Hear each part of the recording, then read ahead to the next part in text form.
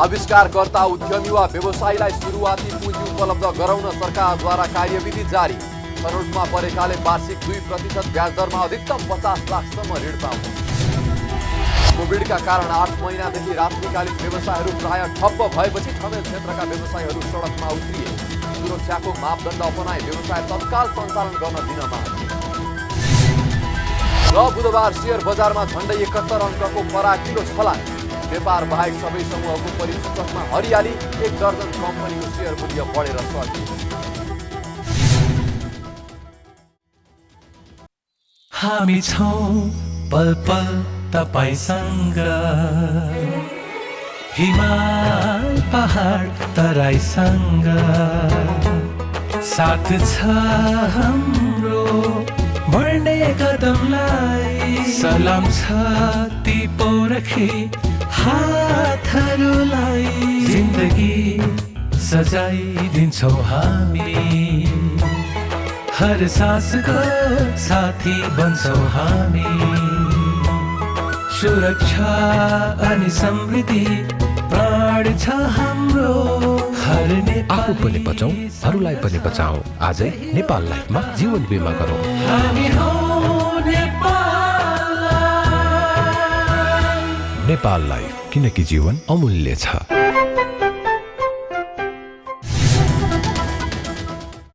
नमस्कार, कारोबार समाचारमा स्वागत छ। अब समाचार विस्तारमा। सरकारले नवीनतम ज्ञान, सिप र क्षमता भएका आविष्कारकर्ता उद्यमी वा व्यवसायीलाई नवप्रवर्तनकारी उद्यम तथा व्यवसाय सञ्चालनका लागि सुरुवाती पुँजी उपलब्ध गराउन नवप्रवर्तन सुरुवाती पुँजी कर्जा प्रवाह कार्यविधि 2077 जारी गरेको छ। सरकारले उद्योग, कृषि, ऊर्जा, स्वास्थ्य, पर्यटन, शिक्षा, सूचना प्रविधि लगायतका क्षेत्रमा आवश्यक लगानी योग्य पुँजी जुटाउन नसकेका लघु, घरेलु, साना तथा मझौला उद्यमी, व्यवसायी वा आविष्कारकर्तालाई कर्जा प्रदान गर्न कार्यविधि जारी गरेको हो। अर्थ मन्त्रालयको प्रस्तावमा मन्त्री परिषदबाट स्वीकृत कार्यविधि अनुसार कर्जा प्रवाह सम्बन्धी कार्यलाई व्यवस्थित गर्न राष्ट्रिय योजना आयोगका उपाध्यक्षले तोकेको सदस्य संयोजक रहेको निर्देशक समिति रहनेछ। समितिले आह्वान गरेको प्रस्तावमा उद्योग, वाणिज्य तथा आपूर्ति मन्त्रालयबाट प्रतिनिधित्व गर्ने सदस्य संयोजक रहेको प्रस्ताव मूल्याङ्कन उपसमितिले छनौट गरी आविष्कारकर्ता उद्यमी वा व्यवसायीलाई सरकारले नवप्रवर्तन सुरुवाती पुँजी प्रदान गरिने जनाएको छ। मन्त्रालयमा विनियोजन गरेको रकम समितिले तोकेको वाणिज्य बैंक मार्फत 2% ब्याज दरमा कर्जा उपलब्ध गराइनेछ। कर्जा प्रदान गर्दा प्रस्ताव लागत तथा त्यसबाट पर्ने प्रभावको आधारमा कुल लागतको बढीमा 50% नबढ्ने गरी अधिकतम 50 लाख रुपैयाँ रकम नवप्रवर्तन सुरुवाती पुँजीको रूपमा कर्जा उपलब्ध गराइने पनि कार्यविधिमा उल्लेख छ। कर्जा स्वीकृत गर्दा बैंकले आविष्कारकर्ता उद्यमी वा व्यवसायीको जमानी, व्यावसायिक कार्ययोजना, सम्झौता तथा परियोजनालाई कर्जा धितोको रूपमा लिन सक्नेछन्। कार्यविधिमा कर्जाको अन्तिम किस्ता बापतको रकम प्राप्त गरेको 1 वर्षभित्र कर्जा सम्झौतामा उल्लेख भए बमोजिम सामा भुक्तानीको किस्ता बुझाउने अवधि सुरु हुने र सामा चुक्ताको किस्ता बुझाउने अवधि प्रारम्भ भएको 4 वर्षभित्र कर्जा सावाको सम्पूर्ण किस्ता र ब्याज समेत चुक्ता गरिसक्नुपर्ने उल्लेख छ। कोभिड-19 को जोखिमका कारण 8 महिनादेखि रात्रिकालीन व्यवसायहरू प्राय ठप्प भएपछि ठमेल क्षेत्रका व्यवसायीहरू सडकमा उत्रिएका छन्। बुधबार काठमाडौँको ठमेल स्थित त्रिदेवी मार्गमा ठमेल क्षेत्रका व्यवसायीहरू रात्रिकालीन व्यवसायहरू सुरक्षाको मापदण्ड अपनाई सञ्चालन गर्न दिन माग गर्दै शान्तिपूर्ण प्रदर्शनमा उत्रिएका हुन्। पर्यटन विकास परिषद र ठमेल रात्रिकालीन व्यवसाय उपसमितिले संयुक्त रूपमा शान्तिपूर्ण आन्दोलन गरेका हुन्। कोरोना संक्रमणको जोखिमका कारण सरकारले गत चैत 11बाट लकडाउन गरेसँगै रात्रिकालीन व्यवसायहरू पूर्ण रूपमा बन्द छ। सरकारले विभिन्न किसिमका पर्यटन व्यवसायहरू क्रमिक रूपमा स्वास्थ्य मापदण्ड अपनाई सुचारू गर्न दिए पनि रात्रिकालीन व्यवसायहरू लाउन्ज बार, डिस्को, डान्स बार, दोहोरी, गजल लगायतका व्यवसाय भने अझै खोल्न दिएको छैन। तर ती क्षेत्रका व्यवसायीहरूले भने 8 महिना यता व्यवसाय पूर्ण रूपमा बन्द हुँदा घर भाडा, बैंकको ब्याज लगायत तिर्न गाह्रो भएको गुनासो गर्दै तत्काल व्यवसाय सुचारू गर्न दिन सरकारसँग माग गरेका छन्। परिषदका अध्यक्ष प्रकाश नरसिंह राणाले 8 महिना भन्दा लामो समयदेखि व्यवसाय ठप्प हुँदा रोगले भन्दा भोकले मर्ने अवस्था आएको बताउनुभयो। उहाँले तत्काल व्यवसाय सञ्चालन गर्न नसके व्यवसायीहरू विस्थापित हुने अवस्था आउने भन्दै पहिलेकै अवस्थामा रात्रिकालीन व्यवसाय सञ्चालन गर्न दिन माग गर्नुभयो। कोरोनाको महामारीमा तपाईको 8 महिनाभित्र 9 महिना लागिसक्यो। अहिलेसम्म हाम्रो व्यवसाय चलाउन सकेको छैन।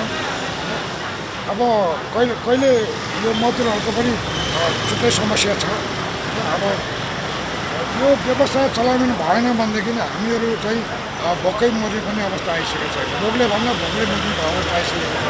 हामी सरकारलाई के आह्वान गर्छौँ भनेदेखि जुन हामीले प्रतिवेदनहरू सबै ठाउँमा बुझाएको छौँ त्यसलाई मध्यनजर गरी ठमेलको व्यवसाय पहिला जस्तै पूर्ण रूपमा खोलिदिनु हुन हामी अनुरोध गर्छौँ। अब हामी 2-4 दिनसम्म यसरी नै मौन धारणा हामी कार्यक्रम राख्छौँ। अनि त्यसपछि अब नेपाल सरकारको नीतिहरू हामी पूर्ण पनि भएको छ पुर्याउँला चाँडै नै डिसिसन गर्ला भन्ने हामीले चाहिँ धेरै आशा राखेको छु। अब हामी रोगले भन्दा भोकले मर्ने बेला आइसकेको छ। यता बुधबार नै दोहोरी साँझ तथा रात्रिकालीन व्यवसाय सञ्चालन तथा व्यवस्थापन समितिले समेत रात्रिकालीन व्यवसायहरू सुरक्षाको मापदण्ड अपनाएर सञ्चालन गर्न पाउनुपर्ने भन्दै धरना दिएका छन्। उनीहरूले जिल्ला प्रशासन कार्यालय काठमाडौँमा धरना दिएका हुन्। उपभोक्ताको स्वास्थ्यमा प्रत्यक्ष असर पर्ने दूषित एवं न्यून गुणस्तरको खाद्यान्न उत्पादन गरेको आरोपमा 26 खाद्य उद्योगमाथि मुद्दा दायर भएको छ। खाद्य प्रविधि तथा गुण नियन्त्रण विभागले चालु आर्थिक वर्षको 4 महिनामा दूषित खाद्य उत्पादन गर्ने ती उद्योगलाई खाद्य ऐन अनुसार कारबाही गर्नका लागि मुद्दा दायर गरेको हो। मुद्दा दायर हुनेमा सबैभन्दा धेरै प्रशोधित पानी उद्योग, दाना र तेल खाद्य उद्योग रहेका छन्। पछिल्लो समय बजारमा वितरण हुने दूध, पानी र खाद्यान्नको नमुना परीक्षण गर्दा स्वास्थ्यलाई प्रतिकूल असर पर्ने गरी दूषित उत्पादन गरेको फेला परेको पनि विभागको प्रतिवेदनमा उल्लेख छ। 4 महिनाको अवधिमा विभागले खाद्य ऐन विपरीत उत्पादन गर्ने 34 वटा खाद्य उद्योगको उत्पादनमा रोक लगाएको छ। बजार अनुगमन गरेर 1189 नमुना सङ्कलन गरेर विश्लेषण गर्दा 70 नमुना मापदण्ड अनुरूप नपाइएको विभागले जानकारी दिएको छ, जसमा पिउने पानीको 21, दानाका 16, तेल तथा तेलजन्य नमुना 14, खाद्यान्न 10 वटा र अन्य रहेका थिए। यसैबीच विभागले 955 वटाको आयात अनुमति पत्र जारी गरेको छ। सो अवधिमा 12 वटा विभिन्न नाकामा रहेका खाद्य आयात निर्यात गुणस्तर प्रमाणीकरण कार्यालयहरूमा 25,154 वटा नमुना सङ्कलन गरी विश्लेषण गरी नियमन गरिएको छ, जसमा पापड, चामल, बदाम, मसला, मैदा, बेसन लगायतका 26 वटा नमुना प्रतिकूल पाइएकाले आयातमा रोक लगाइएको विभागले जानकारी दिएको छ। कोभिड-19 का कारण रोकिएको नेपाल भारत व्यावसायिक हवाई उडान खुल्ला हुने भएको छ। मन्त्री परिषदको बैठकले 2 देशबीच उडान खुल्ला गर्ने निर्णय गरेसँगै आवश्यक तयारी गरी 2 साताभित्र 2 देशबीच व्यावसायिक उडान खुल्ला गर्ने तयारी भएको हो।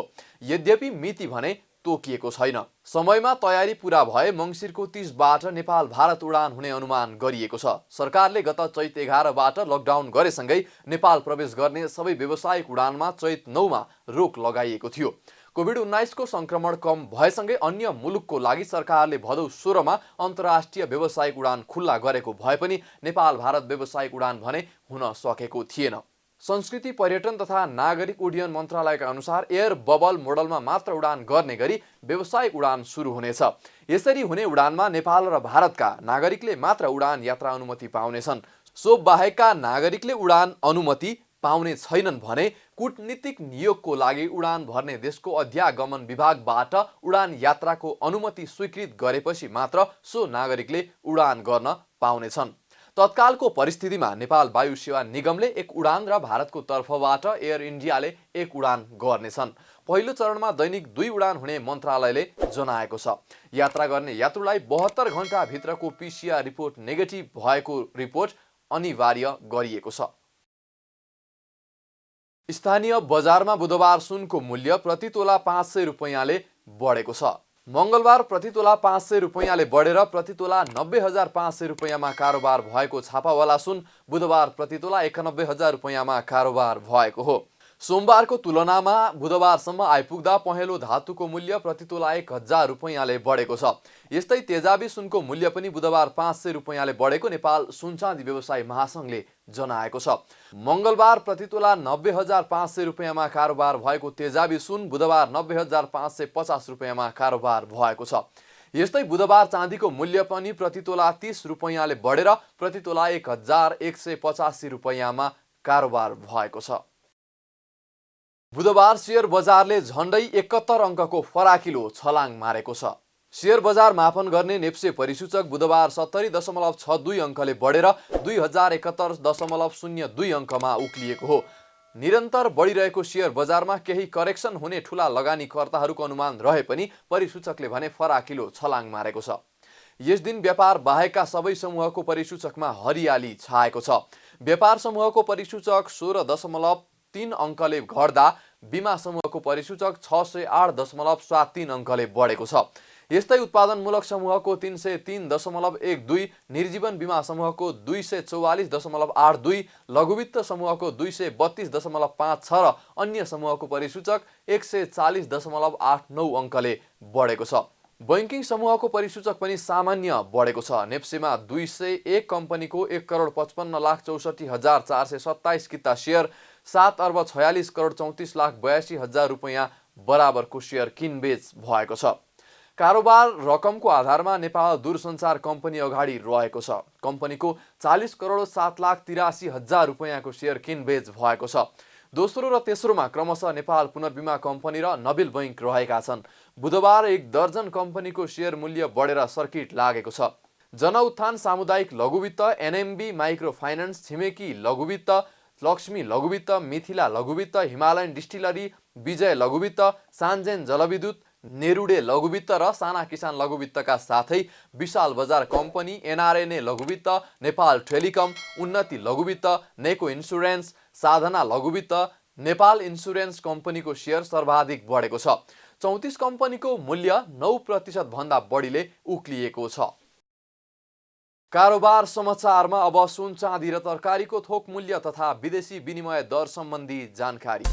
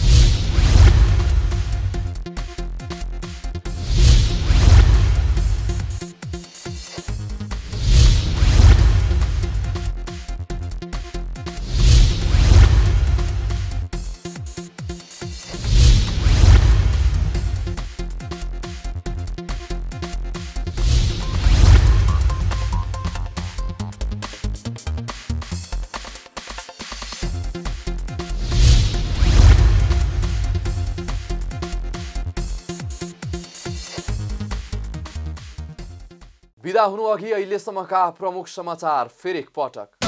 आविष्कारकर्ता, उद्यमी वा व्यवसायीलाई सुरुवाती पुँजी उपलब्ध गराउन सरकारद्वारा कार्यविधि जारी।